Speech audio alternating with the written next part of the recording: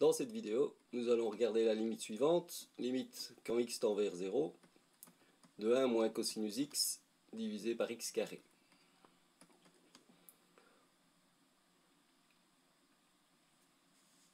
Nous allons calculer cette limite de trois manières différentes.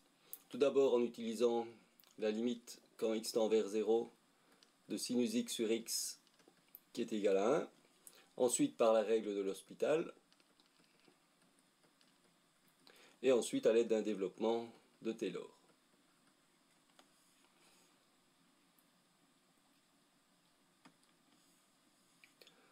On commence donc par remplacer x par 0, ce qui nous donne 1 moins cosinus de 0 est égal à 1, 1 moins 1 est égal à 0, divisé par 0 au carré. On a une indétermination 0 sur 0. Pour utiliser la limite de sinus x sur x, il nous faut faire apparaître sinus x au numérateur, et pour ce faire, on va multiplier par le conjugué de l'expression, c'est-à-dire qu'on va multiplier 1 moins cosinus x par 1 plus cosinus x, et on fait bien sûr de même au dénominateur.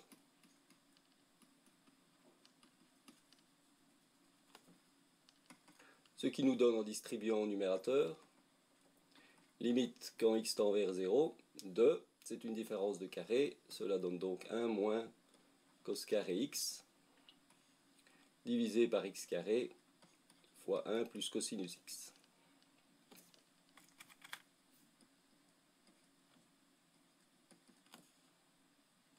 On voit déjà que 1 plus cosinus x quand x tend vers 0 tend vers 1 plus 1, 2. Au numérateur, 1 moins cosinus carré est égal à sinus carré x, simplement en utilisant Pythagore. Cos carré x plus sin carré x est égal à 1. Et la limite devient limite quand x tend vers 0 de sinus carré x divisé par x carré fois 2, c'est-à-dire 2x carré. On voit maintenant qu'on peut faire apparaître le quotient sinus x sur x. On a donc limite quand x tend vers 0 de sinus x divisé par x au carré multiplié par 1 demi.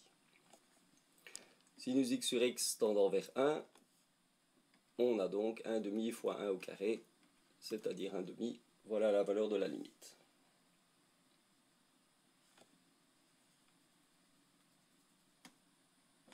Utilisons maintenant la règle de l'hospital. On va donc calculer la limite quand x tend vers 0 de la dérivée du numérateur 1 moins cosinus x divisé par la dérivée du dénominateur.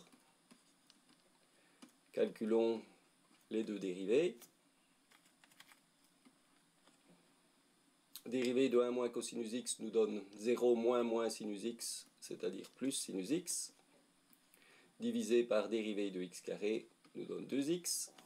À ce stade-ci, on peut utiliser la limite quand x tend vers 0 de sinus x sur x qui est égale à 1, ou bien, de nouveau, puisqu'on a une indétermination 0 sur 0, on peut réutiliser l'hospital, c'est-à-dire limite quand x tend vers 0, de dérivée de sinus x, c'est-à-dire cosinus x, divisé par dérivée de 2x qui nous donne 2. Enfin, on remplace x par 0, cosinus de 0 nous donne 1, et on obtient bien 1 demi.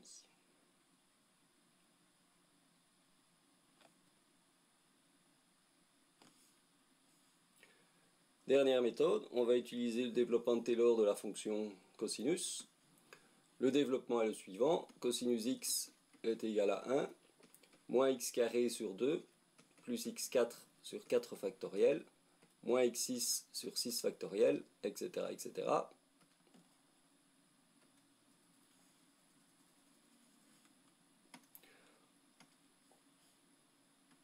On remplace dans la limite. On a donc la limite quand x tend vers 0 de 1 moins, entre parenthèses, 1 moins x carré sur 2, plus x4 sur 4 factoriel, moins x6 sur 6 factoriel, etc., divisé par x carré. On enlève les parenthèses, 1 moins 1 se simplifie.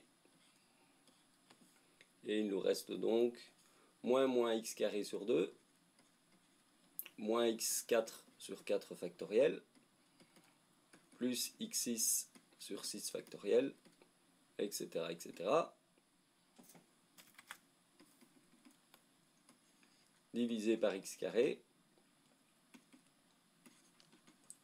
ce qui nous donne la limite quand x tend vers 0 de x carré sur 2 divisé par x carré, c'est-à-dire 1 demi, moins x carré sur 4 factoriel, plus x4 sur 6 factoriel, et les termes suivants. Et on voit que quand x tend vers 0, toute cette partie-ci tend bien vers 0, et la réponse est donc 1 demi.